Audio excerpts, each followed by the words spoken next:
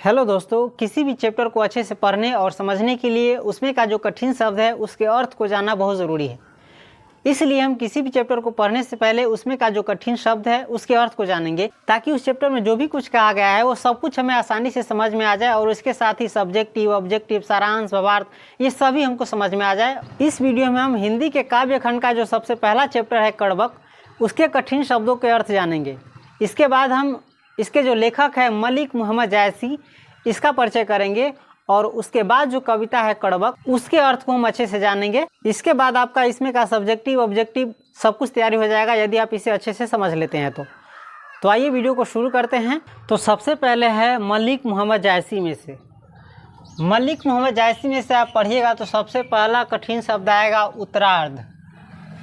उत्तरार्ध का अर्थ होता है किसी काल खंड के आधे के बाद का समय, यानी किसी समय का जो खंड होता है उसके आधे के बाद का समय। जैसे इसमें कहा गया है 15वीं शताब्दी, यानी 15वीं शताब्दी का मतलब होता है 1401 से लेके 1500 तक। ये क्या हुआ? 15वीं शताब्दी। 1400 के बाद जो 100 वर्षों का समय होगा उसे कहेंगे 15वीं शताब्दी। ठीक है, तो इसके उत्तरार्ध में कर रहा है तो इसका पिछला जो पॉइंट होता है 1450, तो 1450 के बाद का जो समय होगा उसे कहेंगे उत्तरार्ध, और 1450 से पहले का जो समय होगा उसे कहेंगे पूर्वार्ध। तो इस प्रकार से आप पूर्वार्ध का भी अर्थ समझ गए। पूर्वार्ध यानी किसी काल खंड के आधे के पहले का समय, और उत्तरार्ध का अर्थ होता है उस काल खंड के आधे के बाद का समय।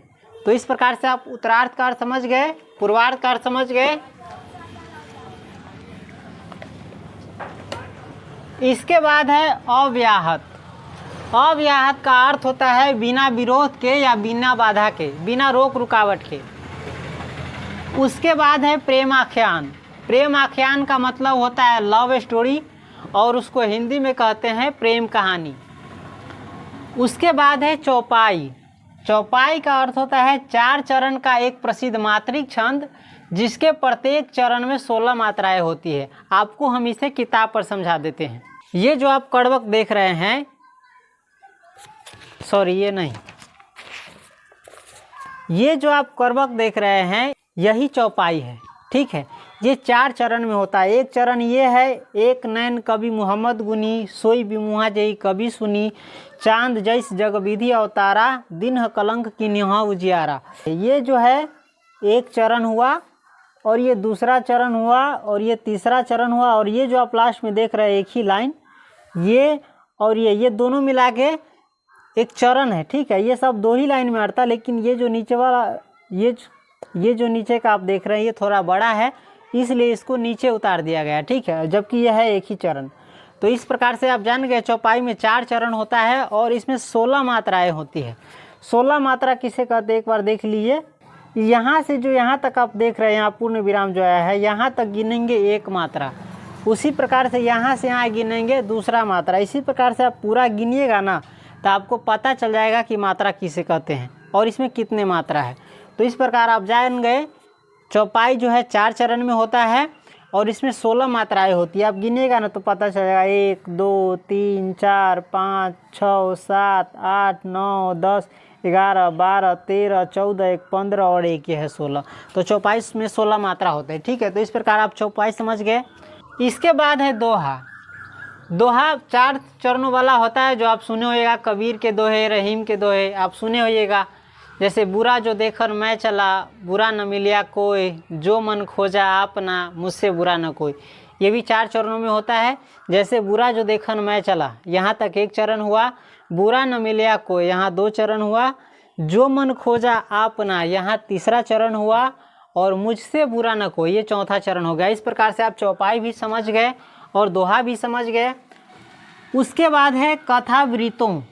कथा वृत्तों का अर्थ होता है कथा के वृत्तांत को। ठीक है, उसके बाद है प्रेम के पीर। प्रेम के पीर का अर्थ होता है गहरा प्रेम जब सीमाओं से परे हो जाता है तब वह प्रेम के पीर यानी दर्द बनकर उछलने लगता है। ठीक है, उसके बाद है पीर। पीर का अर्थ होता है दुख, दर्द, तकलीफ, अवसाद, और ये होता है ही प्रेम में। इसके बाद है मार्मिक।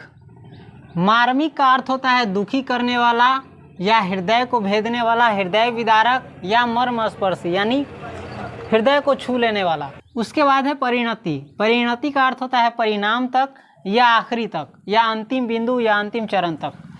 उसके बाद है आख्यान। आख्यान का अर्थ होता है कथा या कहानी। उसके बाद है दुर्निवार। दुर्निवार का अर्थ होता है जिसका निवारण कठिन हो। उसके बाद है विद्वेष। विद्वेष का अर्थ होता है शत्रुता, वैर या जलन। उसके बाद है कलह। कलह का अर्थ होता है लड़ाई झगड़ा या युद्ध। उसके बाद है सद्भाव। सद्भाव का अर्थ होता है सौहार्दपूर्ण या मैत्रीपूर्ण। इसके बाद है साझेदारी। साझेदारी का अर्थ होता है पार्टनरशिप। उसके बाद है व्यापकता। व्यापकता का अर्थ होता है फैलाव, विस्तार। इसके बाद है खांड। खांड का अर्थ होता है बिना साफ की हुई चीनी या कच्ची शक्कर जिसे ईख के रस को पकाकर तैयार किया जाता है, तथा कुछ गीला और दानेदार पदार्थ जिससे शक्कर यानी चीनी तैयार की जाती है। उसके बाद है खालिस। खालिस का अर्थ होता है शुद्ध, जिसमें मिलावट ना हो। उसके बाद है अभिव्यक्ति। अभिव्यक्ति का अर्थ होता है प्रकटीकरण। उसके बाद है संकलन। संकलन माने होता है एकत्रित करना या इकट्ठा करना या जमा करना। उसके बाद है छंद, एक जगह जमा करना। उसके बाद है छंद।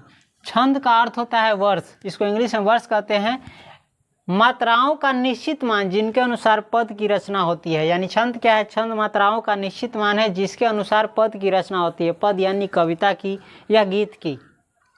उसके बाद है अद्वैत। अद्वैत का अर्थ होता है भेद का अभाव, ठीक है, यानी भेद का न होना। इसके बाद है व्यंजना। व्यंजना का अर्थ होता है भाव प्रकट करना, व्यंजित करना। इसका अर्थ होगा क्या? भाव प्रकट करना। उसके बाद है स्तुति। स्तुति का अर्थ होता है प्रशंसा या चाटुकारिता। इसके बाद है स्वाभिमान। स्वाभिमान का अर्थ होता है सेल्फ रेस्पेक्ट या जिसको हिंदी में कहते हैं आत्मसम्मान, आत्मगौरव। उसके बाद है दृष्टांत। दृष्टांत का अर्थ होता है उदाहरण या मिसाल। जैसे कोई गांव में कोई बड़ा काम करता है तो इंसान लोग उसकी क्या करते हैं? मिसाल देते हैं कि फलना ने ये कर दिया। उसके बाद है महिमान्वित। महिमान्वित का अर्थ होता है गुण गाना या महिमा का बखान करना। उसके बाद है उपसंहार। उपसंहार का अर्थ होता है समाप्ति। उसके बाद है सुआ। सुआ का अर्थ होता है तोता, शुक या देहात में जिसको सुग्गा भी कहते हैं। राघव चेतन। राघव चेतन एक कलाकार था जो चित्तौड़ के राजा के दरबार में बांसुरी बजाता था, जो अलाउद्दीन से जा मिला और उसके राज्य के विनाश का कारण बना। उसके बाद है स्मरण। स्मरण का अर्थ है याद। उसके बाद है विषाद। विषाद का अर्थ होता है दुख, अवसाद, उदासी या गम। उसके बाद है यूटोपिया। यूटोपिया का अर्थ होता है आदर्श पूर्णता का स्थान। यहाँ पर चित्तौड़ होगा। यहाँ चित्तौड़ में क्या था? राजा का आदर्श था, वो आदर्श के आगे झुकते नहीं थे, ठीक है। जैसे जबान दे दिया, जबान से झुकना नहीं। कोई मेहमान आया तो मेहमान दुश्मन भी हो तो भी उसका आदर्श सत्कार किया। ये सब क्या है? एक आदर्श है। तो यूटोपिया यानी एक आदर्श स्थान, यानी जहाँ एक आदर्श हो, छल कपट नहीं। इसके बाद है साका। साका राजस्थान की एक प्रसिद्ध प्रथा है जिसमें महिलाओं को जौहर यानी आग की ज्वाला में कूदने का निश्चय करते देख पुरुष केसरिया वस्त्र धारण कर मरने मारने के निश्चय के साथ दुश्मन सेना पर टूट पड़ते थे। केसरिया यानी भगवा वस्त्र जिसको कहते हैं, समतोला कलर का होता है, ठीक है, आप जानते हैं ये सब। हम सजेस्ट करते हैं एक बार पद्मावत जो मूवी बना है, यदि आपको यूट्यूब पर मिलता है तो वो देख लीजिए। तो आप देख लेंगे तो इस चैप्टर के बारे में आपको बहुत ज़्यादा जानकारी मिल जाएगी। इसके बाद है सत। सत का अर्थ होता है सच या सत्य। तो यहाँ तक हमने मलिक मोहम्मद जायसी लेखक परिचय के बीच में जो कठिन शब्द आया है उसको जाने हैं। इसके बाद कड़बक में जो कठिन शब्द है उसको जान लेंगे। इसके बाद हम लेखक का परिचय जानेंगे और उसके बाद कड़बक का अर्थ हम जानेंगे।